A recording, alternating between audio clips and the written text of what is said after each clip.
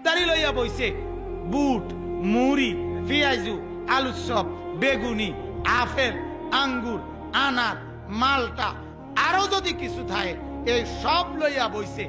এরপরে যদি দেখে শুধু বেগুনিটা নাই, বেডিরে কইব সারাদিন কিতে করছ, কটা বেগুনি বানাইতে না, একটা রোজা রাখছি। আরে বাপরে, আমরা একটা রোজা রাখছে। যেতটি আইটেম লইয়া বইছেন আমনে, এর চাইতে ভালো আছিল আপনি দুইটা পরোটাই খাইতেন সকালবেলা। কথা বোঝেন নাই? লস আইয়ে তো এত বেলা আপনি পরোটাই তো খাওয়ানি আসিল বেলা। তাইলে সন্ধ্যার খানাও ঠিক, বড়রাত সেহরির পরে, আরে তারাবির পরের খানাও ঠিক, সেহরির খানাও ঠিক, সব ঠিক আছে, শুধু টাইম একটু নড়ছে।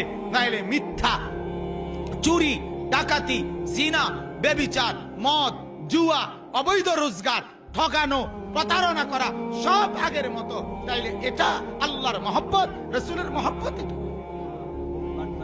এটা রোজা।